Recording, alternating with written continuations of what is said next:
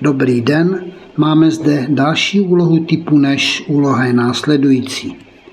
V pátek a v sobotu a v neděli se vysazovaly stromy, v sobotu bylo vysázeno o 1/3 více než v pátek, v neděli o 60% více než v pátek.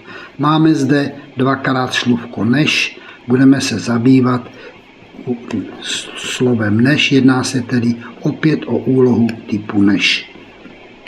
Stromy se vysazovaly v pátek, v sobotu a v neděli.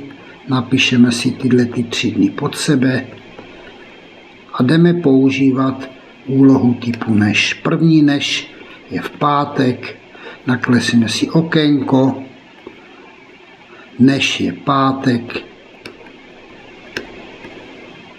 O kolikatinách je řeč? O třetinách. Rozdělíme na 3 okénka. Kdo je ten druhý? Druhý je sobota. Sobota má více o 1 okénko. Obdélníček. Sobota 4 okénka. Máme zde druhé než, pojďme hned použít. Opět než v pátek uděláme si obdélníček, napíšeme k němu pátek. Podíváme se, o kolikatinách je řeč. 60% je 60 setin, 6 desetin, 3 pětiny. Řeč je o pětinách, proto pátek rozdělíme na 5 okének. Kdo je ten druhý zbylý? Zbylá je neděle. Neděli bylo více. O kolik? O 3 okénka. O 3 okénka více. O 3 pětiny. V neděli bylo 8 okének.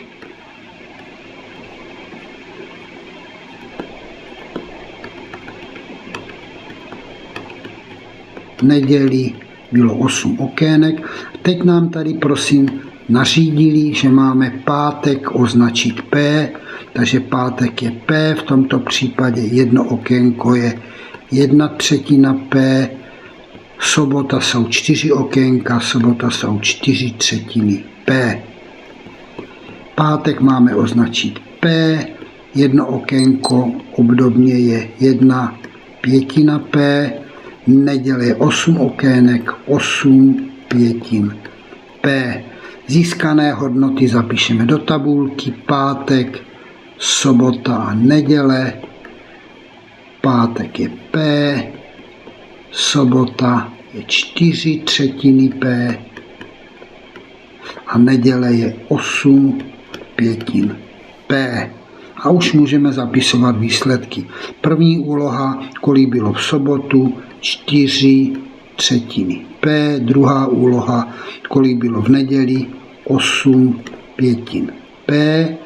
A ve třetí úloze nám sdělili, že budeme porovnávat pátek a budeme porovnávat oba zbývající dohromady.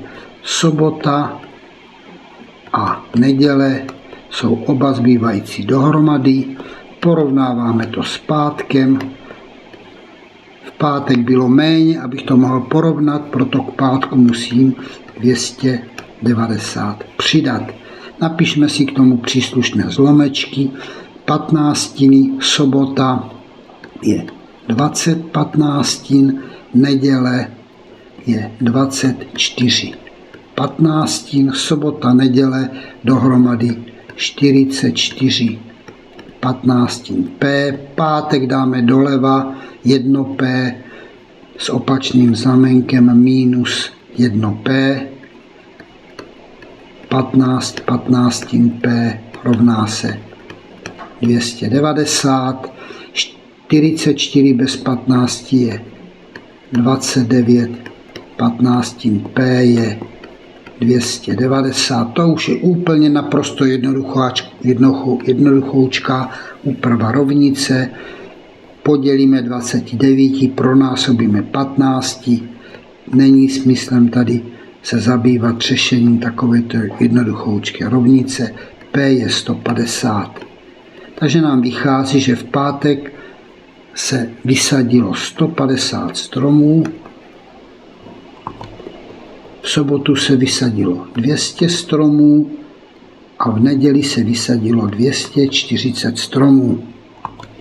Pokud uděláme zkoušku, tak součet soboty a neděle je opravdu o 290 větší než pátek, takže nám všechno pěkně vyšlo. Odpověď na otázku, kolik bylo vysázeno v pátek, je 150 stromů. Tak to je všechno. Děkuji za pozornost a na dalším videu bude další úloha typu než.